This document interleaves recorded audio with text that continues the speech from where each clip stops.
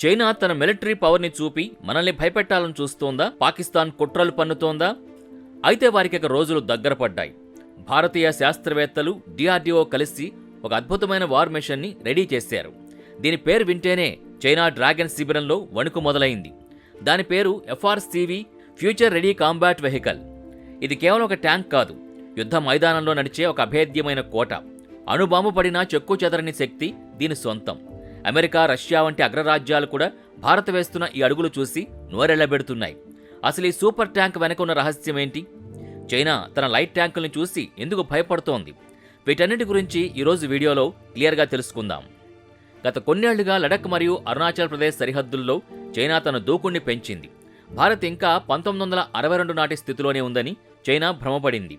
కానీ గాల్వన్ లోయలో మన జవాన్లు చూపిన పరాక్రమం బీజింగ్ పునాదుల్ని కదిలించింది.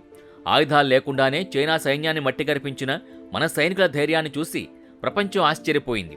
నేడు మన సరిహద్దుల్లో తేజస్ విమానాలు గర్జిస్తున్నాయి, రాఫెల్ జెట్లు పహారా కాస్తున్నాయి, భూమిపై బ్రహ్మోస్ క్షిపణులు శత్రువు కోసం వేచి చూస్తున్నాయి.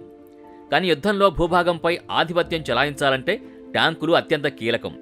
రష్యా ఉక్రెయిన్ యుద్ధం ఒక విషయాన్ని స్పష్టం చేసింది. పాతతరం ట్యాంకులు ఆధునిక డ్రోన్ల ముందు ఇనుప తుక్కుగా మారిపోతున్నాయి. ఈ పాఠాన్ని నేర్చుకున్న భారత్ ప్రపంచంలోనే అత్యంత ఆధునికమైన ఎఫ్ఆర్సివి ప్రాజెక్టుని వేగవంతం చేసింది. డిఆర్డీఓ అభివృద్ధి చేస్తున్న ఎఫ్ఆర్సివి ట్యాంక్ ప్రస్తుతం ఉన్న T-72 మరియు T-90 భీష్మా ట్యాంకుల స్థానాన్ని భర్తీ చేయబోతోంది. దీని ప్రత్యేకతలు వింటే మీరు షాక్ అవుతారు. 3 లేయర్ ప్రొటెక్షన్, అంటే 3 అంచెల రక్షణ. ఈ ట్యాంకుకి రక్షణ కవచం 3 అంచెల్లో ఉంటుంది. సాఫ్ట్ కిల్ సిస్టమ్, ఇది ట్యాంక్ యొక్క బ్రెయిన్. శత్రువు లేజర్ గన్తో ట్యాంకును గురిపెట్టిన వెంటనే ఇది పసిగడుతుంది.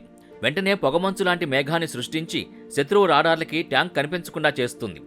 హార్డ్ కిల్ సిస్టమ్, ఒకవేళ శత్రువు క్షిపణి ట్యాంకుని తాకబోతుంటే ఇది సెకన్లలో ఆ క్షిపణిని గాల్లోనే పేల్చేస్తుంది.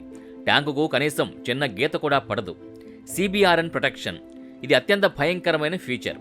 కెమికల్, బయలాజికల్, రేడియోలాజికల్ మరియు న్యూక్లియర్ దాడుల నుంచి ఈ ట్యాంకు లోపలున్న సైనికుల్ని కాపాడుతుంది. బయట అణుబాంబు పేలి గాలి విషతుల్యమైన ట్యాంకు లోపలున్న వారికి స్వచ్ఛమైన గాలి అందుతుంది. 3 కృత్రిమ మేధస్సు, అంటే AI మరియు డ్రోన్ ఇంటిగ్రేషన్. ఫ్రెండ్స్, ఈ ట్యాంకు కేవలం కాల్పులు జరపదు, ఇది ఆలోచిస్తుంది కూడా. ఇందులో ఆర్టిఫిషియల్ ఇంటెలిజెన్స్ని వాడారు. మ్యాన్ అన్మ్యాన్ టీమింగ్, ట్యాంకు లోపల కూర్చున్న సైనికులు తమ చుట్టూ ఎగురుతున్న డ్రోన్లని కంట్రోల్ చేయొచ్చు. ట్యాంక్ ఒక మదర్షిప్లా పనిచేస్తుంది. డ్రోన్లు ముందుకు వెళ్లి శత్రువు ఎక్కడున్నాడో చూసి సమాచారాన్ని ట్యాంకుకు అందిస్తాయి. 360 డిగ్రీల వ్యూ, సీత్రూ ఆర్మర్ టెక్నాలజీ వల్ల సైనికులు ట్యాంకు లోపల ఉండి కూడా బయట ఏం జరుగుతుందో హెల్మెట్ స్క్రీన్పై స్పష్టంగా చూడొచ్చు.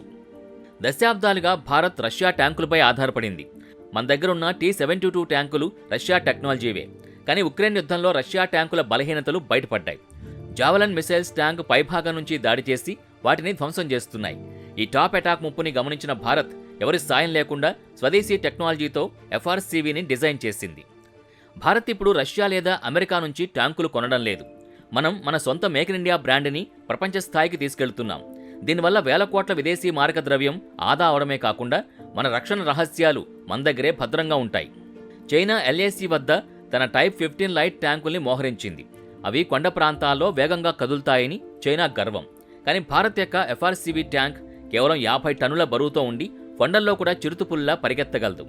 చైనా విస్తరణవాదానికి వ్యతిరేకంగా భారత్ ఇప్పుడు అఫెన్సివ్ మోడ్లోకి వెళ్ళింది.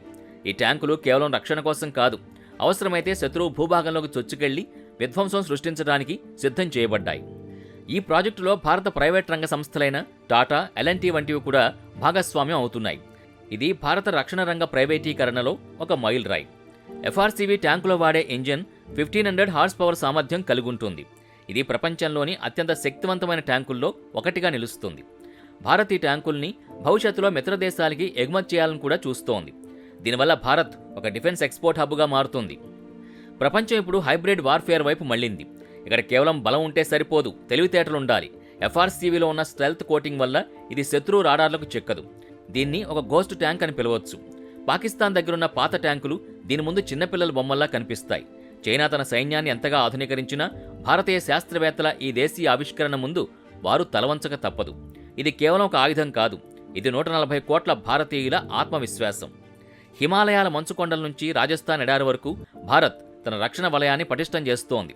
ఎఫ్ఆర్సివి ట్యాంకు రాకతో మన సైన్యం ప్రపంచంలోనే అత్యంత శక్తివంతమైన దళంగా మారుతుంది. శత్రువు ఎంతటి వాడైనా వాడు అణుబాంబుతో వచ్చినా సరే భారత వజ్రాయుధం వారికి సమాధి కట్టడం ఖాయం. ఈ ట్యాంక్ అసలు బలం దాని బ్యారల్ అంటే మెయిన్ ఫిరంగిలో ఉంది. ఇందులో 120 mm కెపాసిటీ గల అత్యాధునిక గన్ అమర్చబడింది.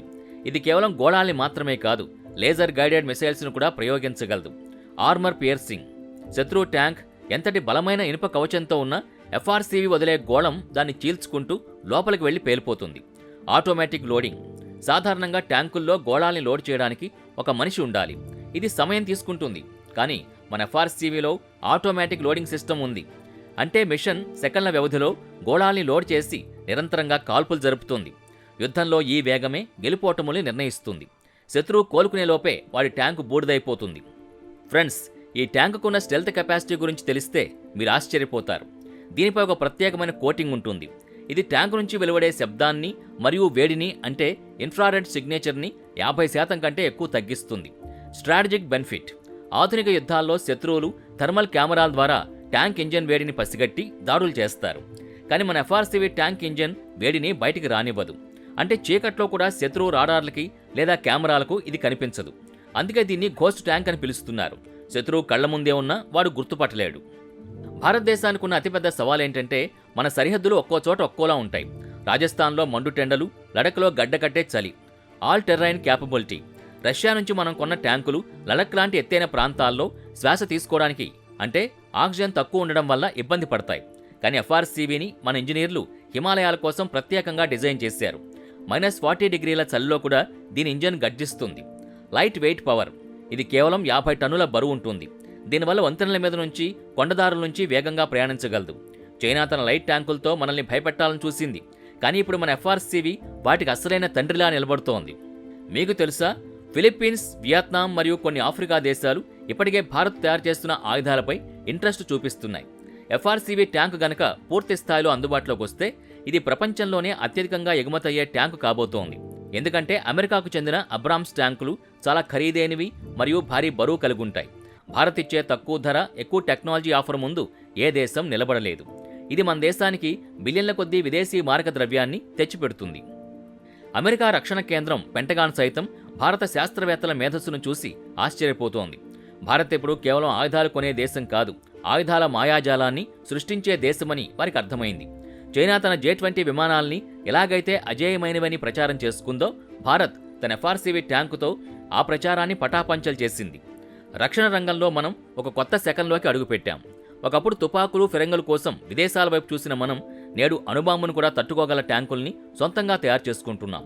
ఇది ప్రధాని మోదీ విజన్ మరియు మన DRDO శాస్త్రవేత్తల దశాబ్దాల కష్టం. రానున్న రోజుల్లో భారత్ డిఫెన్స్ ప్రపంచాన్ని ఏలే అవకాశం 100కు 100% ఉంది. మీకేమనిపిస్తుంది? భారత్ తీసుకున్న ఈ నిర్ణయం చైనా అహంకారాన్ని అణిచివేస్తుందా? మన శాస్త్రవేత్తల కృషిపై మీ అభిప్రాయం ఏంటి?